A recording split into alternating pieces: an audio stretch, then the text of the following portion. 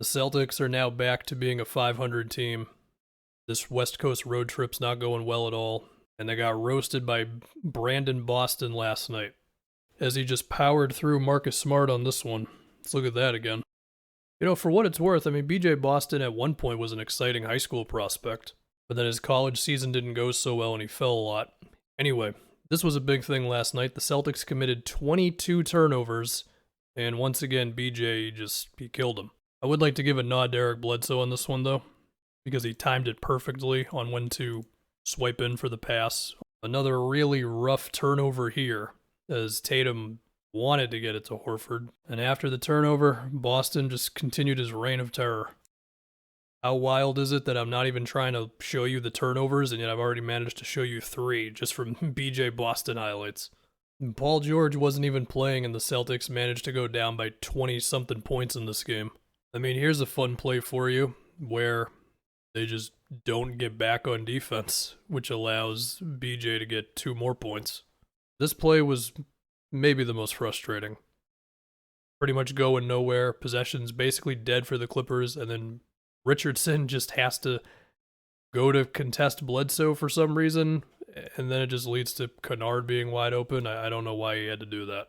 If there's anything positive to take away, it's that, I don't know, Horford had 7 assists, and Richardson continues to look pretty alright on offense. It's kind of wild how J. Rich has immediately become their go-to guy off the bench. Anyway, that was some nice Horford-Schroeder 2-man action, reminiscent of like Horford with Isaiah Thomas. The other thing would be that Tatum had 10 free throw attempts, and that's been a trend for him lately. Granted, a couple of them were technicals, and he also got fouled on a 3, but you know what? Just let me have something, okay? Tatum is attacking. Anyway, Evan Mobley had 5 blocks. Here's one on Tony Bradley, where Bradley attempts to get him with a hook shot. You know, early in the season, I think I made a joke about, hey, Evan Mobley could make an all-defense team. I actually don't think it's a joke anymore. I think he unironically can make an all-defense team. Now, the forward position is pretty tough. I mean, Draymond and Giannis are in there immediately, so it's a packed crowd. And then it's stuff like this that gets you really excited. Yeah, he had a size mismatch on Dosunmu, but still, man, off the dribble, into those hook shots and all that. And now we head to the 7 wins in a row, Houston Rockets. It keeps going, man. Eric Gordon went nuts in the first quarter, and that's kind of all they needed. Here's your classic Eric Gordon, Christian Wood pick and roll. Wood picks and pops, which means there's nobody in the paint. By the way, I didn't get McDonald's yet because it was snowing last night, but I will get it in honor of the Houston Rockets breaking the simulation. We also got a weird James Harden game.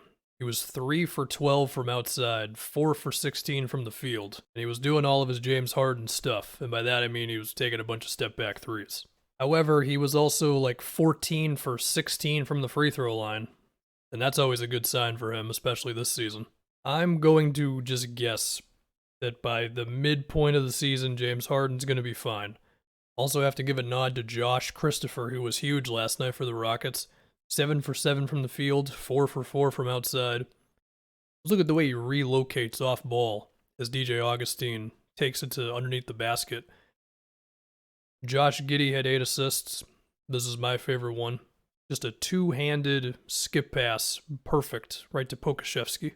Have to give credit to Kenrich Williams or Kenny Hustle for drawing Scotty Barnes and Gary Trent Jr. to the paint, allowing that pass to happen.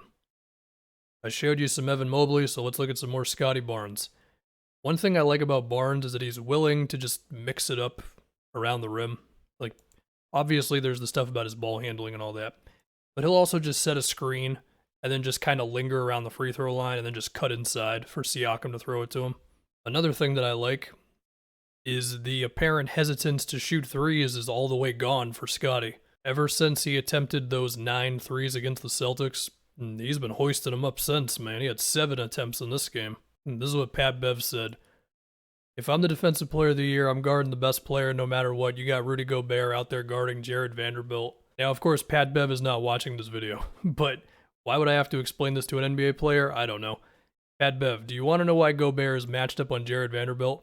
It's for this reason right here. It allows him to stand in front of the basket when you're driving inside, which then forces you to pass it out to somebody else for a lower percentage shot.